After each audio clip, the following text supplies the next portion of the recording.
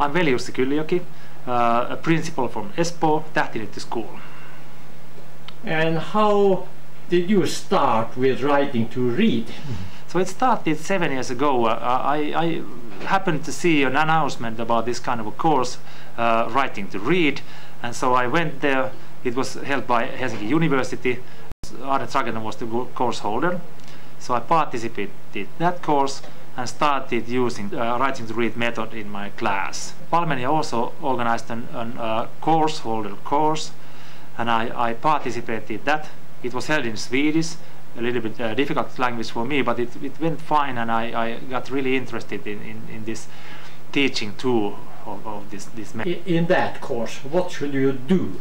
I should hold a course, and what we did, we went to a place called Pietarsaari, and there was Katarina Luunappa-Dumas, and she organized the course, and I participated there and have a lecture there, and they also did some works between spring and fall, and then we went for the second day and checked what they have done with their classes. Yeah. Yes, after that I was asked to be a course holder in Palmenia, and I think I have also altogether had about 20 courses. Around in Finland? Around in Finland, yes. Tampere, there was Kuopio, also Helsinki, Porvoo, and Pori. How many teachers in these courses? So I'm not quite sure, but okay, there are hundreds of them. But now you have a very interesting new course. Nobody has made in Finland before. Yeah, I was kind of surprised. I was asked to hold a course for the immigrant teachers in Finland and teach mostly adult students.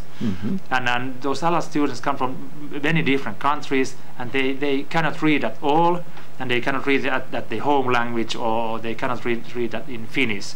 And it was very surprising for me, because okay, I thought that the process is probably a little bit different, but actually when I saw the works they have done, it was pretty much the same. Many African countries, from Asia, and also from the Middle East. We actually followed the same structure than on the other courses. I want them to introduce themselves properly, because I really wanted to know what kind of students they have. And it was so surprising to know that okay, they had all of the levels in Finnish language.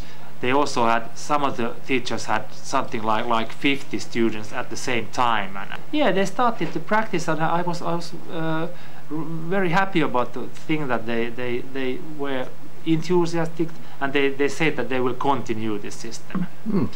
And they used for example writing to read for the daily routines, and so so they make the name of the day and so on. I can show you some examples. One who teaches adult, and they came from Afghanistan, Somalia, Iraq, Iran, Syria, Thailand, Lebanon, Ghana, Cameroon, and they have many different languages, and oldest one of them were close to 50 years old, and then some of them were like 20 years old, and they had lived in Finland 71 years. They have different kind of skills, so some of them are able to use phones, smartphones in a sensible way, but some of them really have technical skills are kind of weak.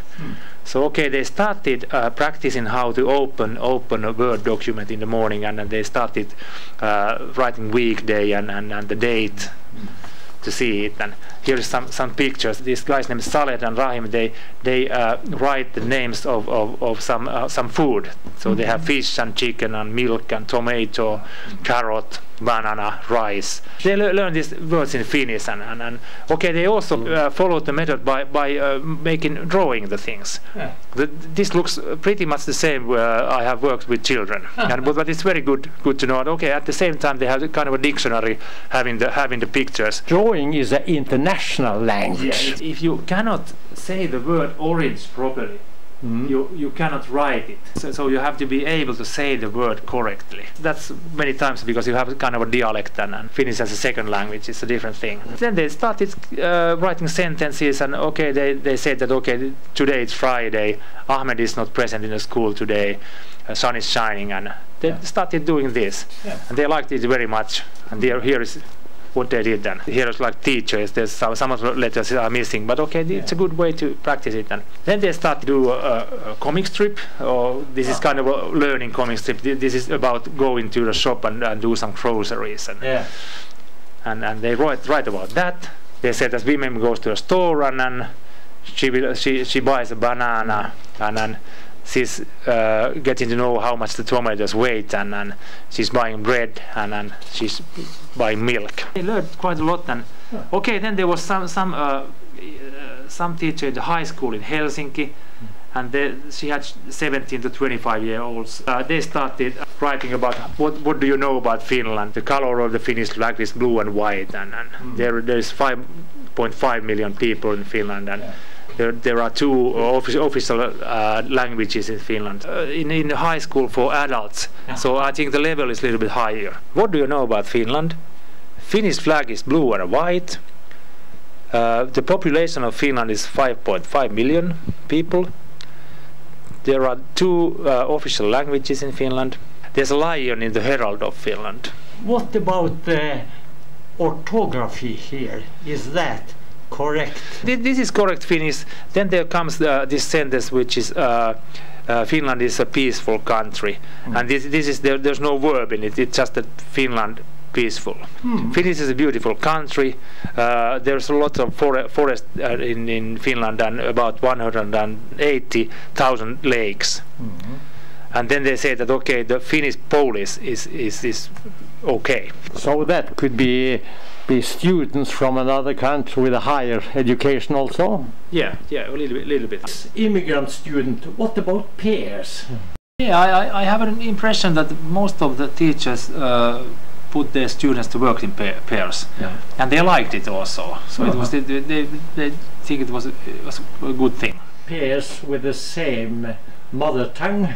Some of them yes, but mostly not. So they used also because okay, the Finnish was the goal. So probably if there has been for example like Somalian conversation, it had kind of prohibited. I had 20 teachers on the course, so I think that the amount of their students they taught or teach is something about 300. 300. Yes.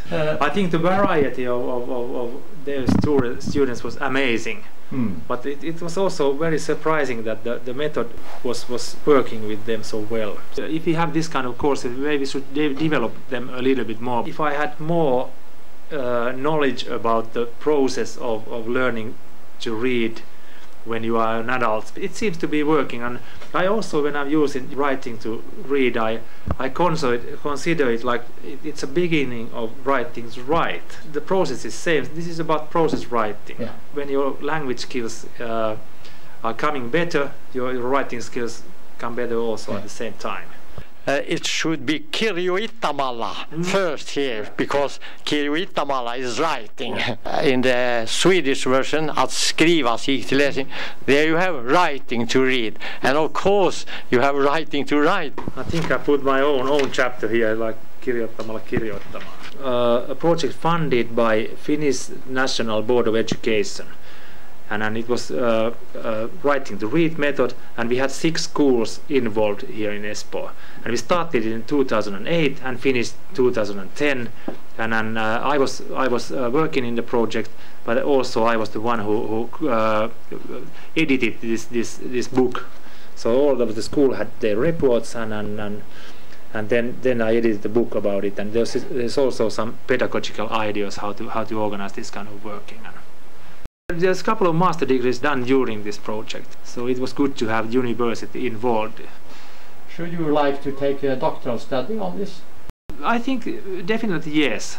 It's just that to find the proper topic what to do and find analyzing methods. You have a huge material after 6-7 years. Yeah, maybe someday I will. Sometime let's see what's going to happen.